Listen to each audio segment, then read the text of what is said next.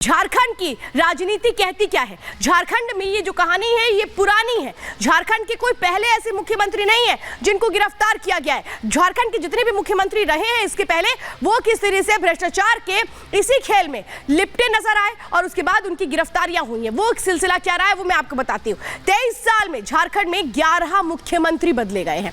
राज्य के पहले मुख्यमंत्री थे बाबूलाल मरांडी। इसके बाद सिर्फ रघुवर दास एक ऐसे मुख्यमंत्री रहे जिन्होंने 5 साल का अपना कार्यकाल पूरा किया। 3 बार झारखंड के मुख्यमंत्री रहे अर्जुन मुंडा, एक बार भी वो अपना कार्यकाल पूरा नहीं कर पाया और इसीलिए हेमंत सोरेन ये आरोप लगाते भी रहे कि कोई भी आदिवासी मुख्यमंत्री अपना कार्यकाल पूरा नहीं कर पाता है। सोरेन परिवार 5 बार सत्ता की कमान संभाल चुका है, लेकिन हेमंत सोरेन जिस तरह से गिरफ्तार हुए उसको लेकर के वो कई तरह के आरोप लगा रहे हैं। तो ये तो इतिहास रहा है, लेकिन अब सवाल तो ये है कि हेमंत सोरेन गिरफ्तार है, सरकार कैसे चलेगी, सरकार कैसे बचेगी? और जेएमएम इंडी गठबंधन का हिस्सा है, इसीलिए सवाल ये है कि अब इंडी गठबंधन क्या करेगा? जेएमएम के साथ आगे इस गठबंधन को बढ़ाएगा या फिर पैर पीछे खींच लेगा? क्योंकि इंडी गठबंधन के आगे सबसे बड़ी एक तरह से अब जवाबदेही होगी उन आरोपों पर जो हेमंत सोरेन पर लगे हैं भ्रष्टाचार को लेकर के। और अगर वो इन आरोपों को नहीं दे पाया, लेंस वॉल अगर हम चला दे तो फिर क्या होगा? इंडी गठबंधन अगर एक तरह से हेमंत सोरेन के साथ चलता है तो मुश्किलें कैसे होंगी, छोड़ता है तो भी मुश्किलें होंगी। और इसीलिए हम कह रहे हैं टूट गया इंडी गठबंधन। इंडी गठबंधन में जो भी घटक दल हैं वो सब अलग चुके हैं और क्यों अलग हो चुके हैं ये मैं आपको बता रही हूं। इंडी गठबंधन के पास अब कुछ भी नहीं बचा है। वो इंडी गठबंधन जो कह रहा था कि हम तो आगे बढ़ेंगे, बीजेपी को हराएंगे, लेकिन यहां तो सब एकला चलो की राह पकड़ ली है। अब देखिए ममता बनर्जी जो कह चुकी हैं कि भाई 42 सीटें हमारी पश्चिम बंगाल में है लोकसभा की, लेकिन मैं तो अकेले लड़ूंगी। नीतीश कुमार तो एन लेकर भाग लिए, वो कह रहे हैं मुझे तो किसी से कोई मतलब नहीं, बीजेपी मुझे प्यारी है, मैं मुख्यमंत्री पद नहीं छोड़ सकता हूं, तुम लोग जाओ जो भी करना है कर लो। अब आया केजरीवाल जी का नंबर। केजरीवाल जी क्या कह रहे हैं? पंजाब में भगवंत मान जो कह रहे हैं कि नहीं कांग्रेस साथ तो हम जाएंगे नहीं, लेकिन दिल्ली में केजरीवाल साथ हैं। अब अखिलेश यादव उन्होंने तो सीधे सीधे सीटों का ही ऐलान कर दिया। वो कह रही हैं कि 16 सीटें तो हम लेंगे, हमने ऐलान कर दिया और बाकी कांग्रेस को समझना है, जो समझे ना समझे। तो एक एक करके ये सब कैसे जा रहे हैं? केजरीवाल जो पहले से ही जा चुके हैं, नीतीश कुमार जा चुके हैं। नीतीश कुमार ने तो अपनी राह बिल्कुल अलग कर ली, पार्टी को ही उन्होंने एक तरह से बीजेपी के साथ शामिल कर लिया। ममता बनर्जी जो साफ तौर पर कह रही हैं कि भाई मुझे किसी के साथ चुनाव नहीं लड़ना है, अकेले चुनाव लड़ना। अब एकला चलो की राह में यहाँ कौन अकेले बच रहा है? यहाँ बच रहे हैं मल्लिकार्जुन खड़गे।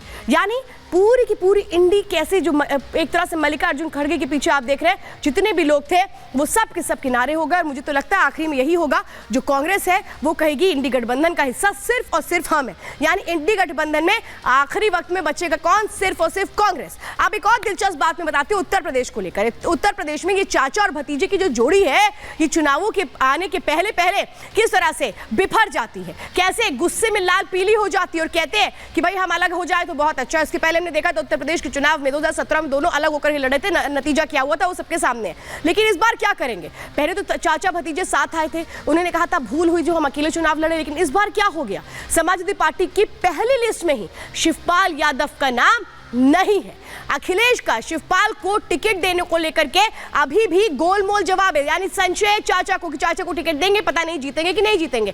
शिवपाल के चुनाव लड़ने पर अभी भी तस्वीर साफ नहीं है, जो दिखाता है कि दोनों के बीच कैसे मनमुटाव है। कन्नौज आजमगढ़ से चुनाव लड़ना चाहते हैं अखिलेश यादव। शिवपाल का आजमगढ़ से चुनाव लड़ना मुश्किल नजर आता है। आजमगढ़ की सीट से मुलायम सिंह यादव भी चुनाव लड़ा करते थे। शिवपाल के आजमगढ़ से चुनाव लड़ने पर चर्चा तेज थी। वो चाहते हैं भाई मुझे आजमगढ़ की सीट से चुनाव लड़ाओ, प्रदेश या संगठन में शिवपाल को एक तरह से बड़ी जिम्मेदारी मिलनी चाहिए, ये भी वो मानते हैं, लेकिन ऐसा हो नहीं रहा है। और इसीलिए कहा जा रहा है कि क्या बस चंद महीनों में जो लोकसभा चुनाव हो रहे हैं उससे पहले ये दोनों भी अलग हो जाएंगे और अलग पार्टी जो बनाई थी शिवपाल यादव ने फिर से वो उस पार्टी के जरिए चुनावी मैदान में होंगे। ये कई वो सवाल है जो उठ खड़े हो रहे हैं और इसीलिए मैं कह रही हूं कि इंडी गठबंधन अब बिखर चुका है। इंडी गठबंधन में कुछ भी नहीं बचा। जो सियासी बयान निकलकर सामने आ रहे हैं वो इस बात को और ज्यादा पुख्ता करते हैं। देखिए वो बयान और देखिए वो रिपोर्ट।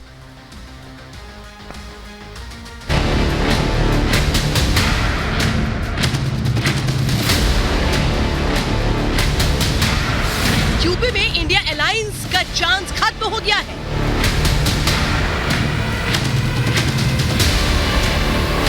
पश्चिम बंगाल में भी बंद हो गया चैप्टर।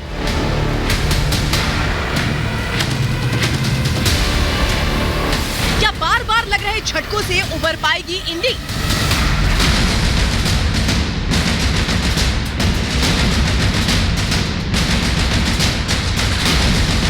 एक हफ्ते में देश में जो सियासी घटनाक्रम बदला है, उसमें पश्चिम बंगाल और बिहार के बाद उत्तर प्रदेश का भी बड़ा रोल है। खासकर इंडिया ब्लॉक को ममता और नीतीश के बाद अब अखिलेश यादव ने भी झटका दे दिया है। अखिलेश यादव ने सीधे तौर पर कांग्रेस के साथ चुनाव नहीं लड़ने जैसी कोई बात नहीं की, लेकिन उन्होंने कांग्रेस के लिए यूपी में सियासी दायरे की लकीर खींच डाली। एक तरफ कांग्रेस विपक्षी एकता के लिए संघर्ष करती नजर आ रही है, तो दूसरी तरफ बाकी विपक्षी दल शायद चुनावों के लिए ज्यादा तेजी में दिखाई दे रहे हैं। यूपी में समाजवादी पार्टी ने लोकसभा चुनाव के लिए 16 उम्मीदवारों के नामों का ऐलान कर दिया। इस सूची में सपा अध्यक्ष अखिलेश यादव की पत्नी डिंपल यादव का नाम भी है, जो मैनपुरी से प्रत्याशी होंगी। इसके अलावा इस लिस्ट में अक्षय यादव, रामप्रसाद चौधरी और नवल किशोर शाक्य जैसे नाम भी शामिल हैं। ऐसे में कांग्रेस को ऐसा लगा मानो कोई वज्रपात हो गया हो, क्योंकि समाजवादी पार्टी ने बिना कांग्रेस का इंतजार किए एक तरफा फैसला ले लिया। ये कांग्रेस के लिए सदमे जैसी स्थिति है। पहले ममता बनर्जी, फिर भगवंत मान और इसके बाद नीतीश कुमार और अब अखिलेश यादव। नीतीश कुमार ने तो एनडीए में वापसी करने के बाद इंडी को लेकर कई राज भी खोले, जिस पर सियासत शुरू हो चुकी है। आप तो बोल दिए थे कि नाम ठीक नहीं है, तब तक कर दिया तो हम कहे ठीक है। हम बाद में हालत देख न लिए, एक काम नहीं कर रहा था। आज तक तय किया कि कौन पार्टी कितना लड़ेगी, कुछ नहीं। हम तो फिर छोड़ दिए कि भाई छोड़ो भाई, छोड़ करके हम अपना आ गए। नीतीश जी कह रहे हैं या कहवाए जा रहे हैं मैं नहीं जानता, लेकिन मैं हर मीटिंग में साक्षी रहा हूं, और चूंकि हर मीटिंग में मैं साक्षी रहा हूं तो अभी ज्यादा बोलना उचित नहीं होगा। कई चेहरों के नकाब उतर जाएंगे। साफ है, इंडी में सीट बंटवारे को लेकर अब तक बात नहीं बन पाई है। कई दल अब तक अलायंस को बाय बाय कर चुके हैं। सूत्रों का कहना है कि अब तक अखिलेश 16 सीटों से ज्यादा देने को तैयार नहीं है, तो वही कांग्रेस गठबंधन में 23 सीट से कम मानने को तैयार नहीं है। लेकिन कांग्रेस ने अपनी तरफ से इस फैसले को न मानते हुए गोलमोल बात करनी शुरू कर दी। उसने ना तो अखिलेश के फैसले को नकारा और ना ही स्वीकार किया। मुझे तो थोड़ा सा शक होता है कि ये जो लिस्ट है वाकई में समाजवादी ने, मुझे नहीं लगता कि होगी। ये कोई भारतीय जनता पार्टी या विरोधी दल की कोई साजिश दिखती है। कोई ऐसा समझौता हुआ ही नहीं है, जो मैं इस पर सिरे से नकारता हूँ। आपस में छोटी छोटी बातें होती रहती हैं। अभी हमारे ओर से तो कुछ फाइनल नहीं हो पाया है। समाजवादी पार्टी ने सीटों पर प्रत्याशी घोषित कर अपने इरादे जाहिर किए, तो सियासत में चुटकियां ली जाने लगी और पार्टी के दिग्गज नेताओं के बचाव में उतरना पड़ा कि विपक्षियों ने ठाना है 24 में मोदी जी को प्रधानमंत्री बनाना है। कुछ लोग सट के सेवा करेंगे, कुछ लोग हट के। अब अखिलेश जी छटपटा रहे हैं कि जल्दी हम कांग्रेस हमको साथ छोड़ दे और हम अकेले लड़ें ताकि हम हट करके सेवा करें। तो अखिलेश जी ने अपनी पत्नी का टिकट, अपने भतीजे का टिकट, भाई का टिकट घोषित कर दिए, लेकिन शिवपाल जी को किनारे लगा दिया। सीट शेयरिंग पे क्या हो रहा है सपा और कांग्रेस के बीच में? Very positive and it is almost done. तो सर अनाउंसमेंट कब होगा इसका? सर एक बार अनाउंसमेंट तो शुभ मुहूर्त पर करें। और शुभ मुहूर्त कब आएगा और कितनी सीटों पर सपा लड़ेगी, कितनी सीटों पर कांग्रेस लड़ेगी सर? तो जब अनाउंसमेंट हो तब देखना। ममता बनर्जी भी सीट शेयरिंग से मना कर चुकी हैं, लेकिन कांग्रेस अपने बयानों से उम्मीद जगाने की कोशिश कर रही है।